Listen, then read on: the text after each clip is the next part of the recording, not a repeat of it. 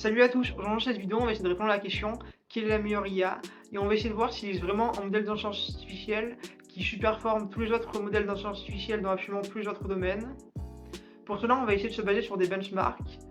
Je m'étais dit que ce serait intéressant de faire cette vidéo parce que je vois souvent sur YouTube des youtubeurs qui disent que telle IA est meilleure que telle IA en se basant sur absolument rien à part leur avis personnel.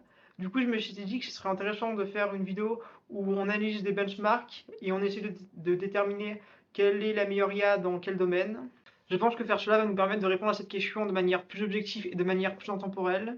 Parce qu'en effet, le monde des IA est un monde qui évolue rapidement et où les meilleurs modèles se font rapidement dépasser. Donc je pense que c'est plus intéressant d'analyser des benchmarks que simplement de dire que quelle IA est la meilleure que quelle IA à un instant T. Dans cette vidéo, on va se concentrer sur 4 types d'intelligence artificielle. Donc tout d'abord, tout ce qui est les modèles LLM, VLM, LMM, en gros tous les modèles multimodales un peu fondationnels. Et on va essayer de voir quels sont ces meilleurs modèles dans 4 types de tâches, c'est-à-dire la programmation, les mathématiques, la culture générale et la capacité des modèles à être transformés en agents IA, c'est-à-dire à utiliser les bons outils quand c'est nécessaire. Et on va aussi voir les modèles de type text-to-speech, text-to-image et text-to-vidéo. Tout d'abord, avant de commencer, on va voir qu'est-ce qui est important de savoir pour savoir si un benchmark est un bon benchmark. Donc pour qu'un benchmark soit un bon benchmark, il faut qu'il ne soit pas contaminé ni saturé. La contamination, c'est le fait en gros qu'un modèle a été entraîné sur des données qui sont dans le benchmark, ce qui fait que le modèle risque de faire du pattern matching.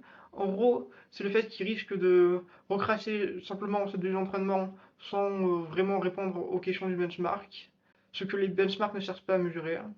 Et la saturation, c'est le fait que la plupart des modèles atteignent des scores de 90%, et lorsque des modèles atteignent des tels scores, ben, le benchmark ne sert plus à grand chose parce que qu'un modèle fasse 90% de bonnes réponses à un benchmark ou 92% de bonnes réponses à un benchmark, ça mesure pas, ça mesure plus grand chose. Et puis même, la marge de progression des modèles quand ils atteignent de tels scores n'est plus autant élevée que quand ils répondent par exemple 10% de bonnes réponses à un benchmark, ou c'est facile par exemple pour un modèle de passer de 10% de bonnes réponses à 20% de bonnes réponses que de passer de 90% de bonnes réponses à 100% de bonnes réponses.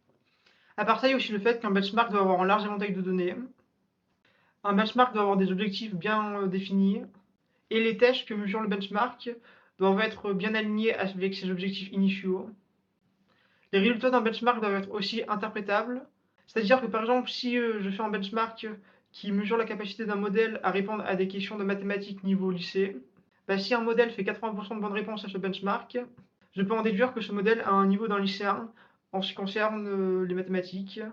Si vous voulez en savoir plus sur qu'est-ce qu'un bon benchmark, je vous conseille BetterBench, qui est un site créé par des chercheurs de Stanford, qui liste différents critères pour qu'un benchmark soit un bon benchmark. Et en plus de ça, BetterBench fournit une liste de benchmarks qu'il juge de bonne qualité. Donc c'est vraiment un site qui est vraiment intéressant. Donc si vous voulez en savoir plus sur BetterBench, ben, je vous mets en lien dans la description. Aujourd'hui, les benchmarks sont devenus un peu en quelque sorte un peu des outils marketing. Euh, Avoir un modèle qui fait des bons scores sur un benchmark peut permettre aux entreprises de, en quelque sorte, un peu séduire les investisseurs.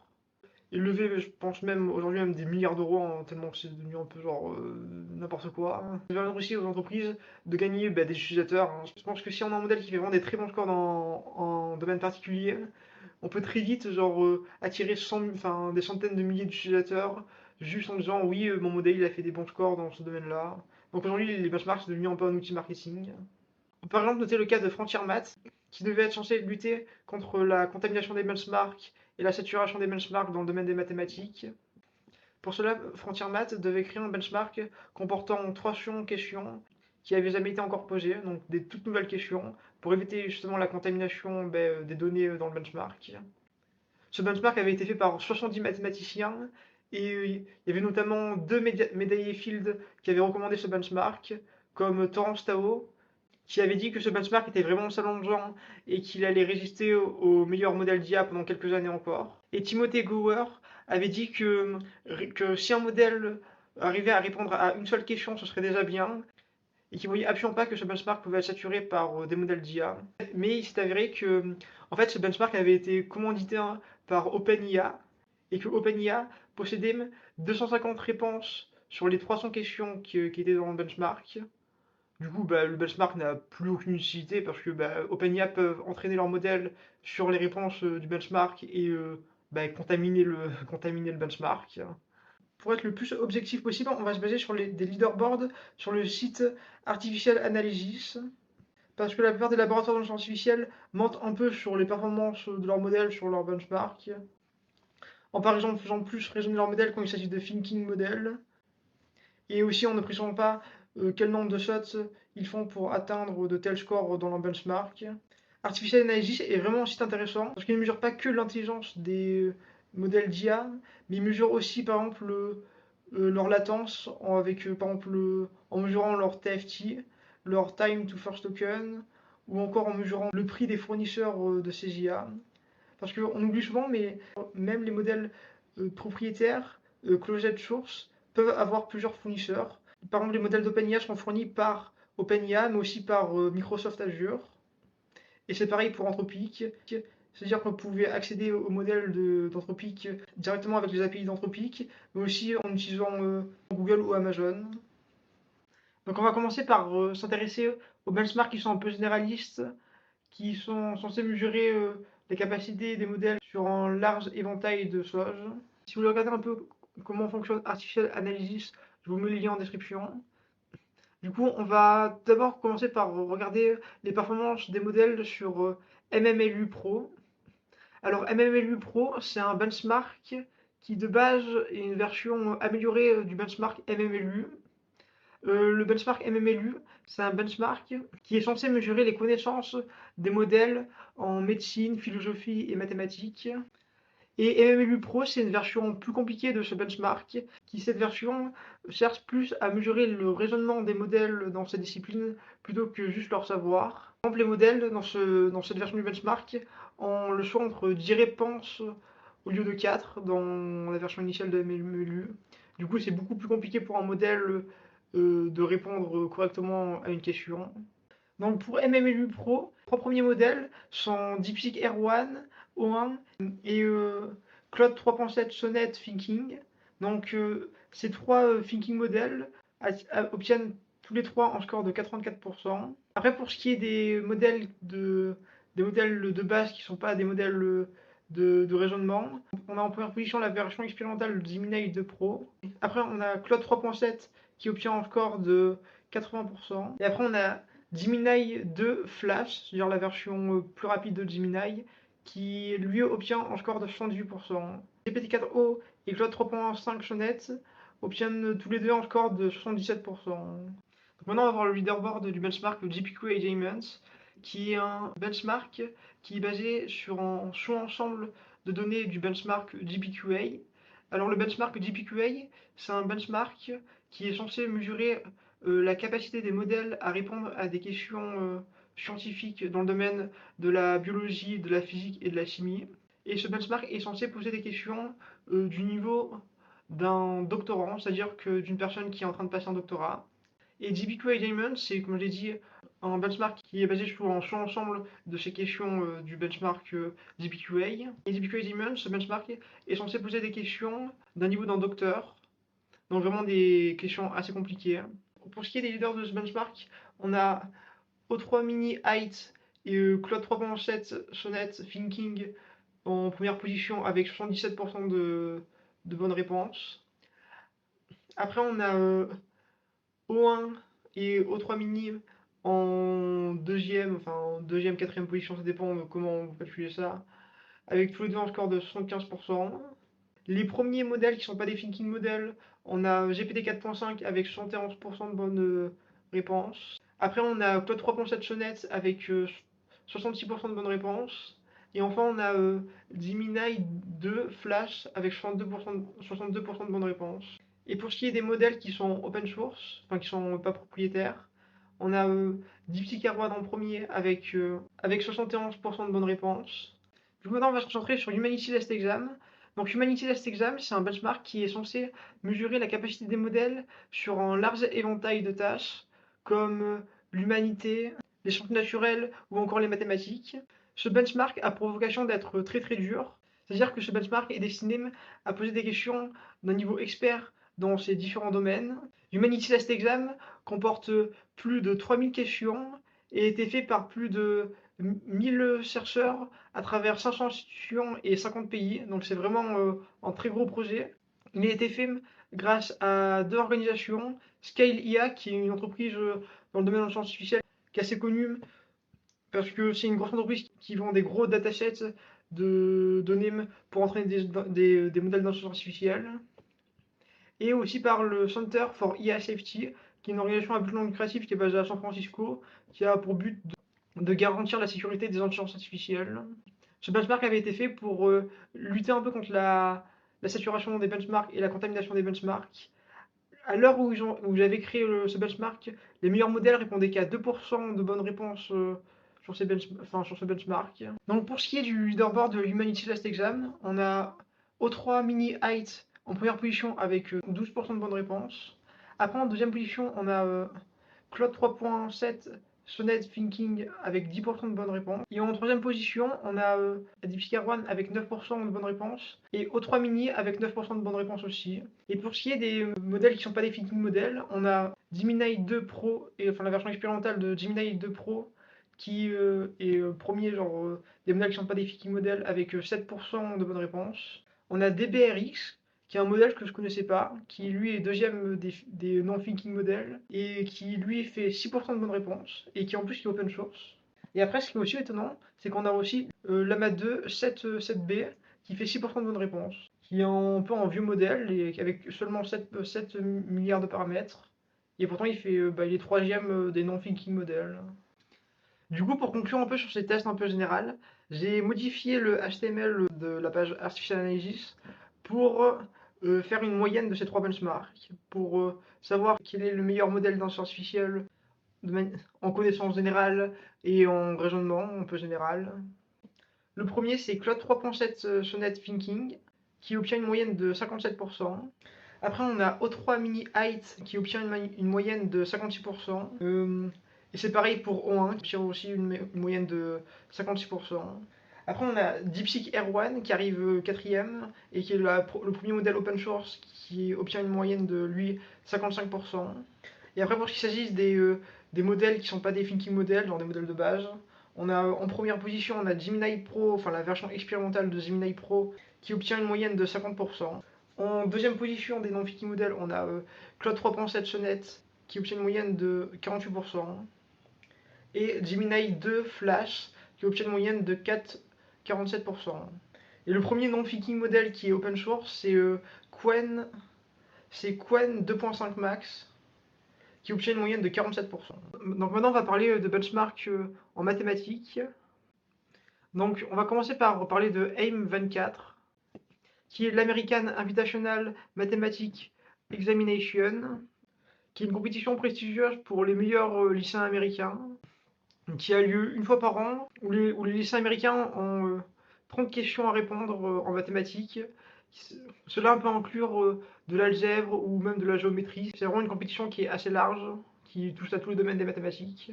Et du coup, AM24, c'est un benchmark qui est basé sur cette compétition-là. Donc pour ce benchmark, les leaders sont...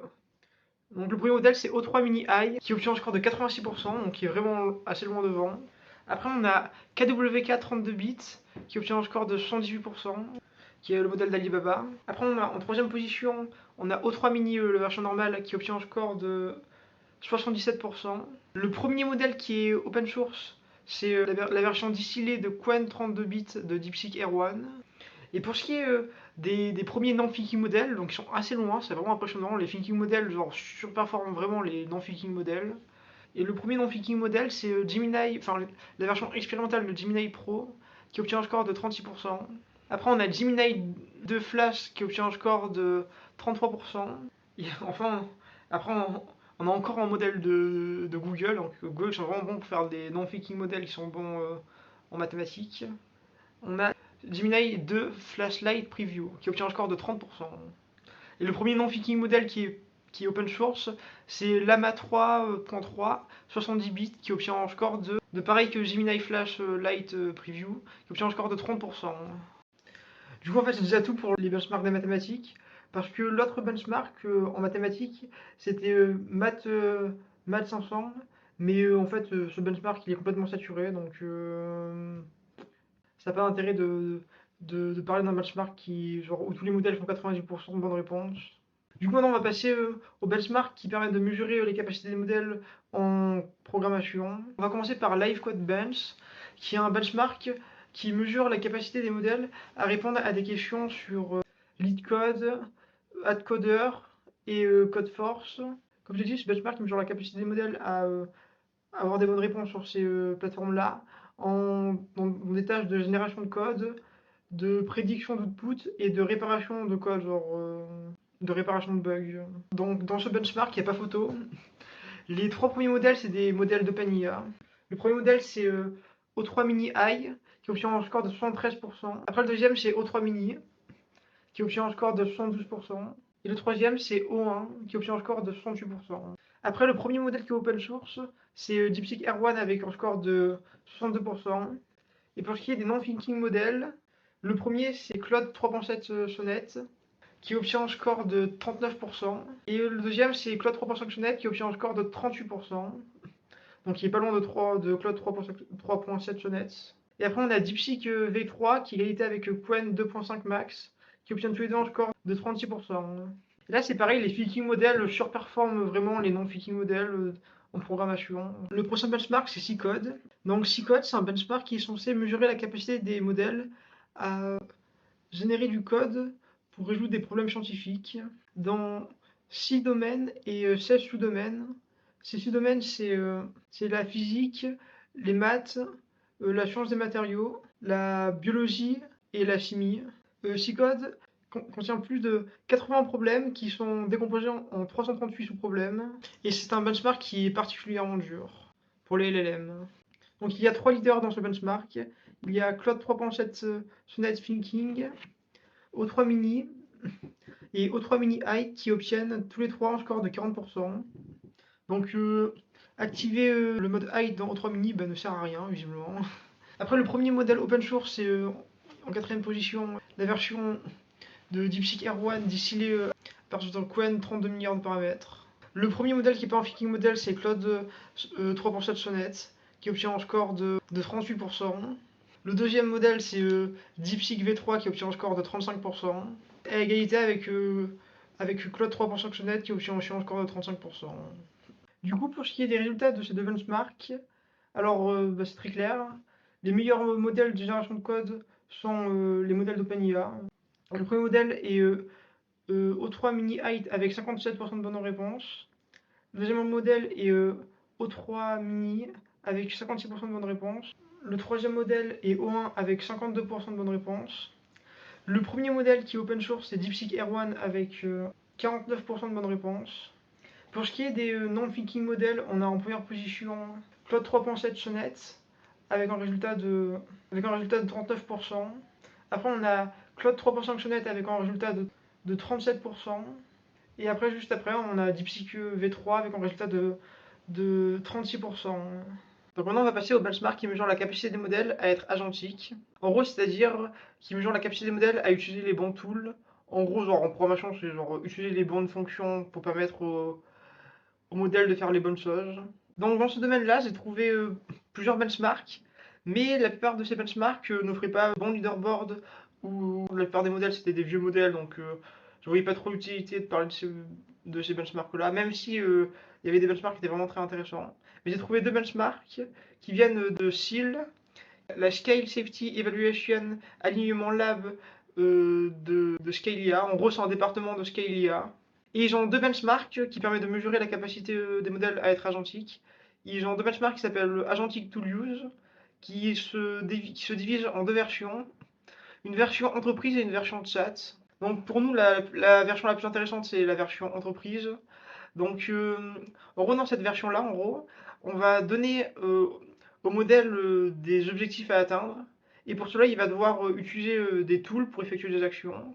En tout, il va devoir utiliser 11 tools pour effectuer des actions. Et après, ben, En gros, en fonction des objectifs qu'on lui a donnés, après on va voir enfin, les tools qu'il a utilisés et on va comparer ça avec les tools qu'il aurait dû utiliser pour effectuer cette action et voir si ce qu'il a fait ça marche. Donc pour ce qui est de Agentic Tool Use Entreprise, ce qui est aussi très intéressant avec ce benchmark là, c'est que SEAL a décidé de marquer les modèles qui sont possiblement contaminés le benchmark. En gros, par exemple, vous devez voir ça, mais les modèles qui possiblement contaminent le benchmark sont les modèles qui sont un peu noirâtres. Donc le premier modèle, c'est O1, qui obtient un score de 70%, et comme vous le voyez, il a possiblement contaminé le benchmark. Après, le deuxième, c'est O1 Preview avec 66% de bonnes réponses.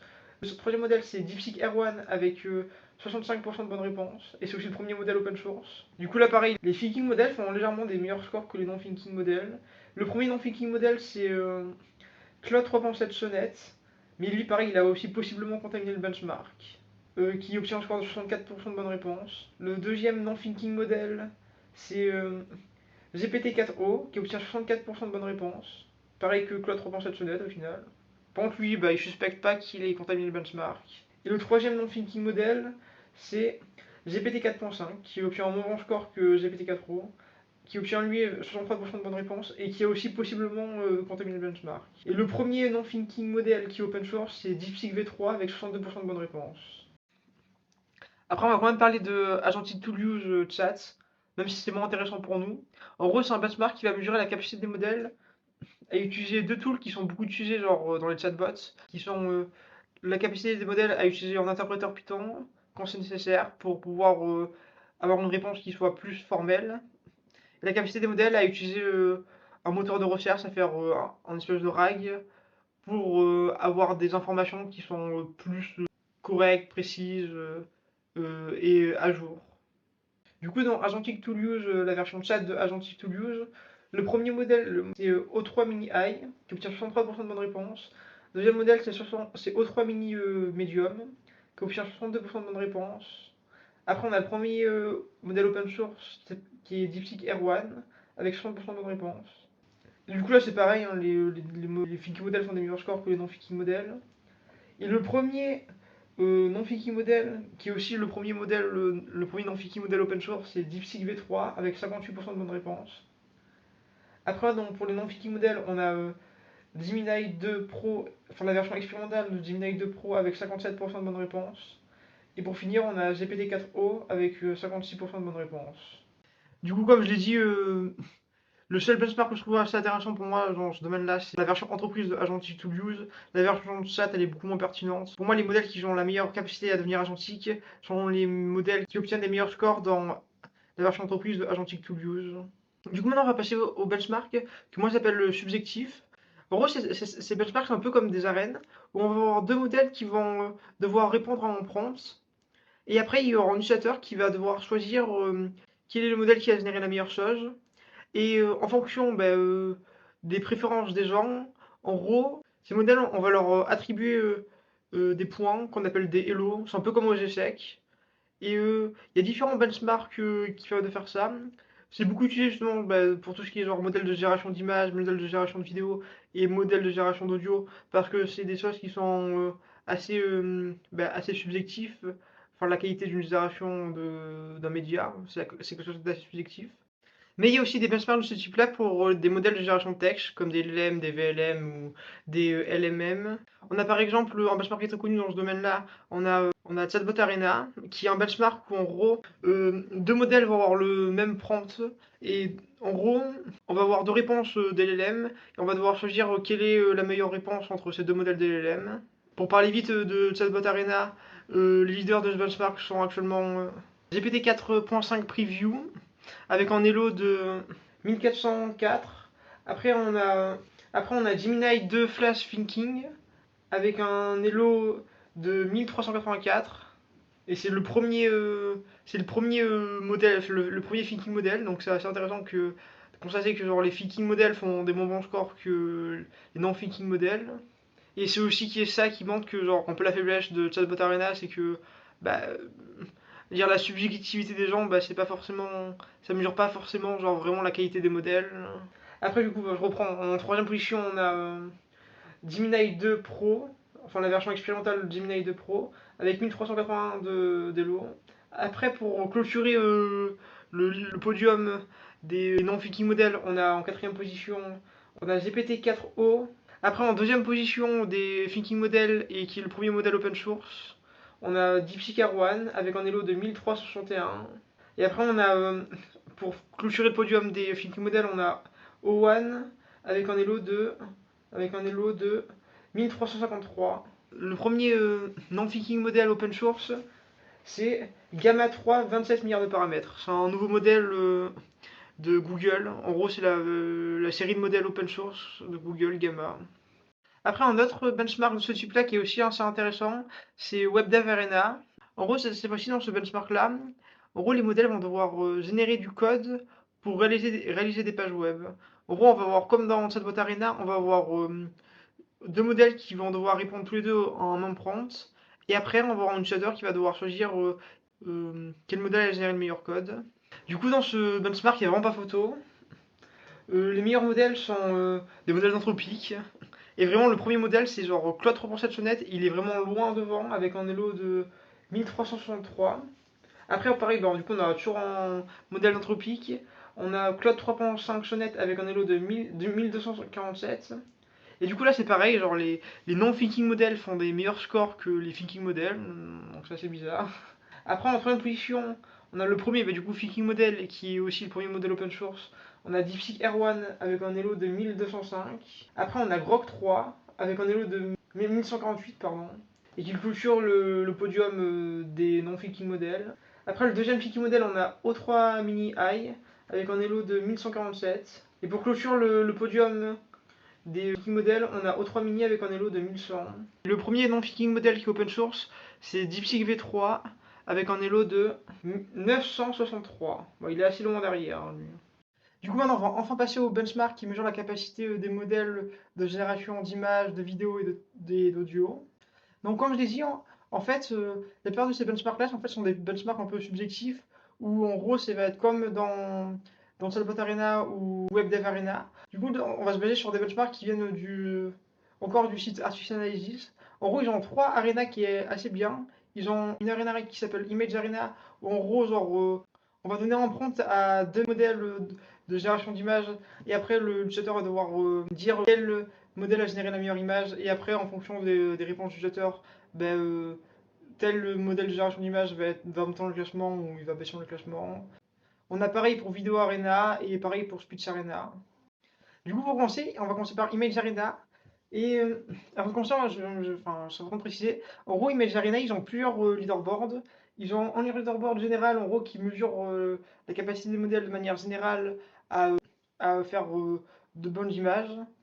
Donc, dans le leaderboard général, le premier modèle, c'est Recraft V3 de Recraft TI avec un Elo de 1141. Après, on a Flux 1.1 Pro. Donc, c'est assez un vieux modèle. Ça fait quelques mois ça fait genre 6 mois qu'il existe, même plus. Et pourtant, il est deuxième, avec un Elo de 1112 de Black Forest Lab. Après, on a Imagen 3 de Google avec un Elo de 1111, juste derrière Flux 1.1 Pro. Après, on a Flux 1 Pro avec un Elo de 1097. Et après, en cinquième position, on a Midjourney V6. Vraiment, on va se concentrer plus spécifiquement sur la génération d'images réalistes. Donc, dans ce domaine-là, c'est encore Recraft V3 qui est premier avec un Elo de 1170. En deuxième position, par contre, cette fois-ci, on a Imagen 3 de Google avec un Elo de 1125. En troisième position, on a Flux 1.1 Pro avec un Elo de 1120. En quatrième position, on a Flux 1 Pro avec un Elo de 1112. Et après, en cinquième position, on a Ideogram V2 de HT Ideogram avec un Elo de 1092. Et maintenant, on va s'intéresser à la génération d'images un peu genre cartoon, un peu genre dessin animé. Donc pour ça, le meilleur modèle de génération d'images, c'est Imagen 3 de Google avec un Elo de 1136. Après, on a Phoenix 1.0 Fast de Leonardo IA avec un Elo de 1129. Après, on a Flux 1.1 Pro de Black Forest Labs avec un Elo de 1110. Après, on a Phoenix 1.0 Ultra de Leonardo IA. Et après, on a Luma Photon de Luma Labs avec un Elo de 1087. Du coup, maintenant, on va passer à Video Arena, qui est comme Image Arena, mais pour des vidéos. En gros, deux modèles de génération de vidéos.